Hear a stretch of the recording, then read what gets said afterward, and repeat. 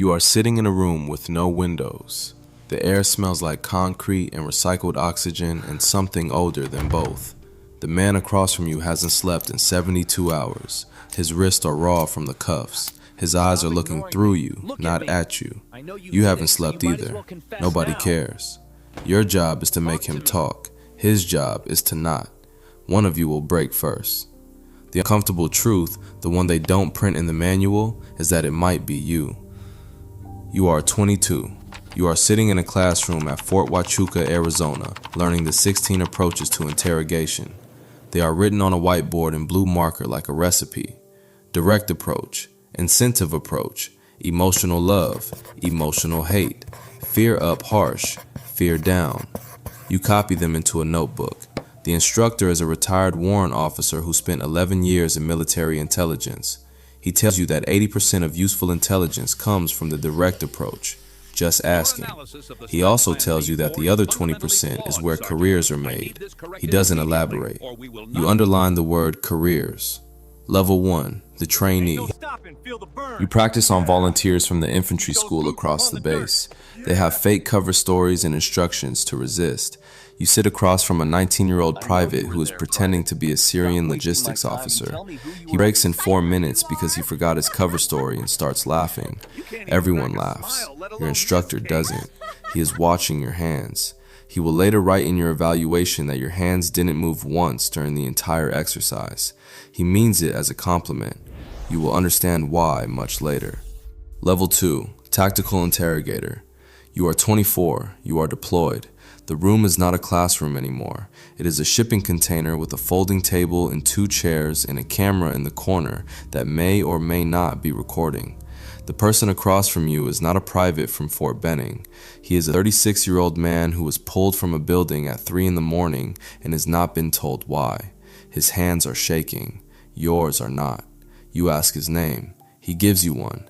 You know it is not real because you have his real name in a folder under your chair. You don't correct him. You let him lie. The lie is the first piece of information. What a person chooses to lie about tells you what they are protecting. What they are protecting tells you what they know. What they know is why you are in this room. You do this 400 times in 14 months. 400 people. 400 sets of eyes. Some of them are genuinely dangerous. Some of them are farmers who are in the wrong place. You are not told which is which beforehand.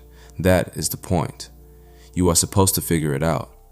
The attrition rate at your level is 40%, not because people fail, because people decide they don't want to be the person who is good at this.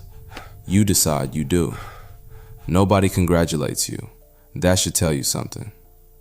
Level 3, the specialist. You are 27. You have a reputation now, not a public one.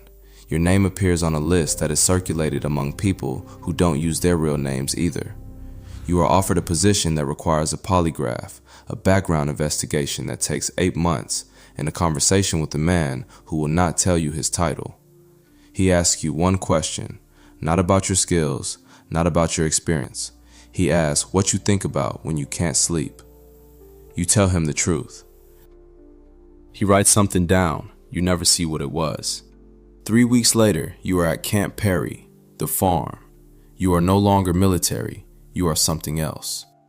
The training at Camp Peary is not about technique. You already have technique. It is about context. You learn the legal boundaries. You learn where those boundaries become suggestions. You learn the phrase enhanced interrogation techniques, and you learn that it means something very specific and very clinical, and that the clinical language is the point. Clean words for unclean rooms. You learn resistance to interrogation. They put you through it, so you know what it feels like from the other side.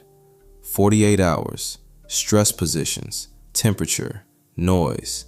You come out understanding 2 things. First, it works. Second, working doesn't mean what you thought it meant. Level 4, black site operator. You are 31. You are in a country whose name you will never confirm. The facility does not have an address. It has a code. The detainee does not have a name. He has a number. You do not have a name either. You have a pseudonym and a rotation schedule and a set of guidelines that were approved by lawyers who have never been in a room like this. The guidelines are specific. Position A for no more than X hours. Temperature no lower than Y degrees. Noise at Z decibels. You follow the guidelines. You follow them precisely. And you learn that precision doesn't make it clean. It just makes it documented. There is a moment, and every operator has it, when you realize that the person across from you has stopped being a person in your mind. He is a problem, a system with inputs and outputs. You apply input A and observe output B and adjust. This is efficient. This is what they trained you to do. This is also the moment when something inside you goes quiet. Not loud, not dramatic, quiet. Like a door closing in a room you didn't know you had. Your wife, if you have one, notices something. Not immediately, over months. You are shorter in your answers. You don't laugh at things that are funny. You sleep on your back with your eyes open for the first 2 seconds after waking, scanning. She asks if you're okay. You say yes. You say yes with the same face you use across the table. She doesn't know that. You do. Level 5. You don't interrogate anymore. You design interrogations. You write the questions that other people ask. You analyze the transcripts.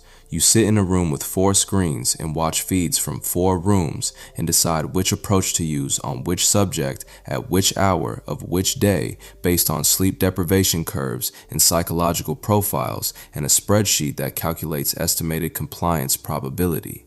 You are very good at this. The compliance numbers are higher than anyone else's. You receive a commendation that is classified. You put it in a drawer that is also classified. Nobody outside this building will ever know what you did. That was the agreement. You are fine with it. You were fine with it. You will keep telling yourself that. The Senate Intelligence Committee releases its report in December 2014. 6,700 pages. You don't read it. You don't need to. You were in the rooms the report describes. You know what the sentences mean behind the redactions. You know that rectal feeding is a phrase that exists in an official United States government document because you were in a facility where it happened. The report says the program produced limited actionable intelligence. You know that's debatable. You also know that debatable is the most honest word anyone has used about any of it. You resign. Not because they ask you to, because one morning you are brushing your teeth and you catch your own eyes in the mirror and you don't flinch. That's the problem. You should flinch. The person you were at 22 would have flinched. The person in the mirror is someone else, someone who was built deliberately by a system that needed him and then pretended he didn't exist. You put in your paperwork. They process it in 6 weeks. No exit interview, no thank you. A form, a signature, a badge returned. You are 38. You live in a house in Northern Virginia with a lawn that you mow on Saturdays. Your neighbors think you worked in government analysis. In a way, they're not wrong. You don't sleep well, not because of nightmares, because of silence. The silence is worse. Nightmares at least have a shape. The silence is just the space where the 400 faces used to be, and now there is nothing because you trained yourself to make them nothing, and that training does not have an off switch. The CIA will not acknowledge what you did. The Senate report calls it a failure. The people who authorized it have moved on to book deals and consulting. The detainees, the ones who survived, are in a legal limbo that has no resolution, and you are mowing your lawn. Your hands are steady. They have always been steady. That was in your first evaluation at Fort Huachuca 16 years ago. The instructor who wrote it is dead. The program is officially over. The room with no windows is empty now, but you are still sitting in it. You have been sitting in it since you were 24 years old. And the man across from you, the one who hasn't slept, is you. He has always been you. Somewhere, right now, a 22-year-old is sitting in a classroom copying 16 approaches into a notebook. The instructor is watching his hands. They're steady. He will be told that's a compliment. He won't understand why until it's too late. By then, he will be someone else. And the person he was, the one with the unsteady hands, the one who would have flinched, that person will be gone. Not dead, just quiet. Like a door closing in a room you didn't know you had. Someone has to ask the questions. Someone has to sit in the room. The next person doesn't ask questions. He answers them. A phone rings at 3 in the morning, and a voice says there's a man standing on a ledge, and he has a name you need to learn in the next 4 minutes. Different room, different silence, same wait.